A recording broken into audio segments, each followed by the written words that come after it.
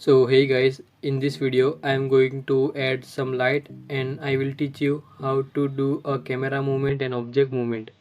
So first of all I name the cylinder to background and hide it because during the animation and lighting we do not require a background.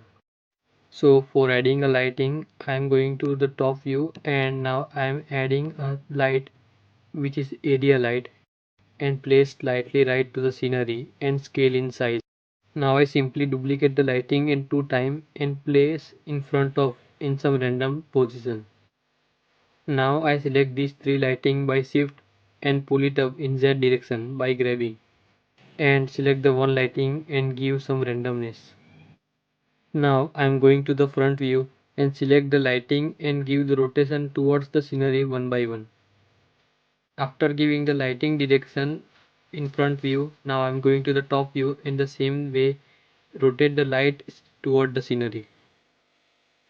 Okay, so here all this lighting direction towards the scenery. Here I changing some position so it's give a little randomness. Now you can increase the power or watt in the data property. Here I set the power value to like 200, but you can see that the reflection of the light on the upper pillar is too much. So I reduce in size by S and placing it as close as possible until the light reflect reach the bottom pillar.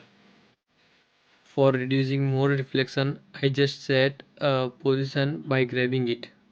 Now it's the same way we have to set this two light also. So now I just select the another light and increase its power watt to like 200 and also setting up its value by grabbing and scaling in size.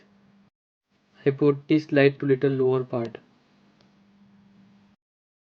and likewise to the third light, change its power watt to 200, but in this case I scaling in size in very large and I keep this light slightly away from the other two lights. We set the IOR or specular value to 0 for background so there is no effect of light deflection on background.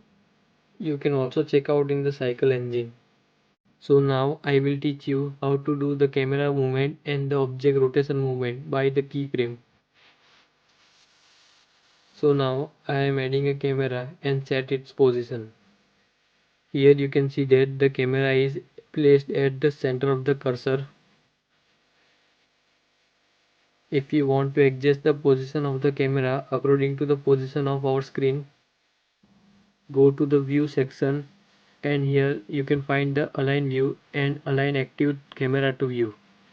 By pressing numpad 0 you can enter the camera view. By pressing shift plus tilde you can do the camera movement by using WASD. Similarly to how we do the movements in game, this is also happens. By using W you can go forward, by using S you can go backward, by using A you can go left, by using D you can go right, and E and Q are used for go up and down.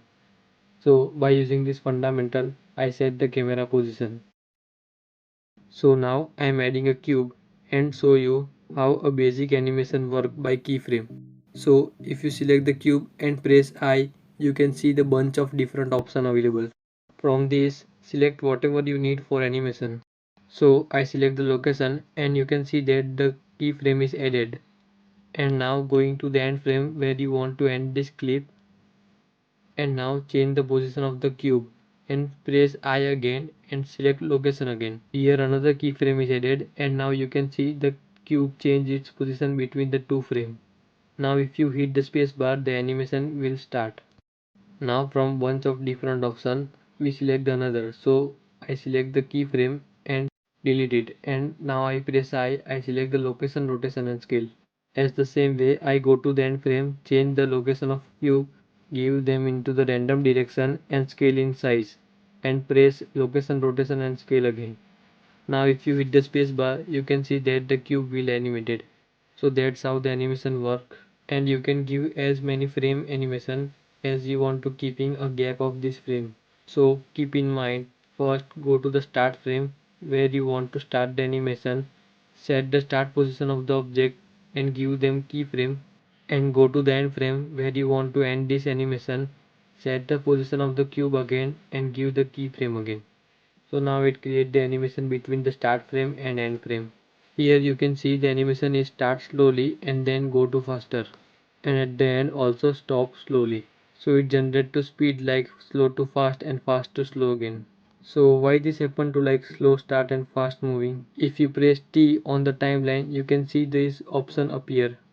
We are currently in Bezier mode. If you press T and select the linear option, then it becomes the constant. And it's the same way, if you select the Bezier again, then the cube will again make the same movement as before. Okay, so back to our project. I just delete the cube.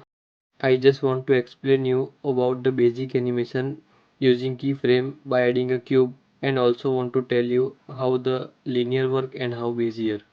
So by pressing numpad 0, I am going to the camera view. Here I need animation from frame 1 to frame 80. So I go to frame 1 and add a keyframe. After adding a keyframe, I go to the last frame and set the end frame camera position to bringing the camera forward a bit. After setting up the camera movement, I give another keyframe. So now our camera basic movement is animated. Here you can see that it starts slow and then move fast. To give them constant movement, I press T and select the linear. So now it is become the constant. Just the same way, we have to give the Susan head rotation movement. The rotation of the Susan head can only be performed in Z direction by using R and Z. In this case, I select the rotation instead of location and go to the end frame and rotate the Susan head for like this. So from now on, I give another keyframe and the Susan head can be animated. And I also give this Susan head to constant movement, so press T and select the linear. So now our animation is move constant. By the way, you can also change its position after giving the keyframe. If I want to change the last given keyframe, so I go to the last keyframe, change its position and give the keyframe again. So now you can see that the camera and the object movement can be completed. So here I turn on the render view and now play the animation. So now it's look good, and for better scenery, unhide the background and also unhide the transparent light between these two plates. And now play the animation turning on the render view. Here you can see the transparent light of glowing effect is too much spread. So I select this transparent light and reduce in size by pressing S and Shift Z. And for better check, select the one random frame and render this image out. Do not worry about the render setting now. For render the image, select render and render image. So you can see that the light is still spread. So now going to the viewport again, select this transparent light and reduce the size more. Okay, so now the transparent light seems fine. And for better checking, I render the image, and okay, so it's perfect. So now we are almost there. In the next video I will show you the render settings for animation.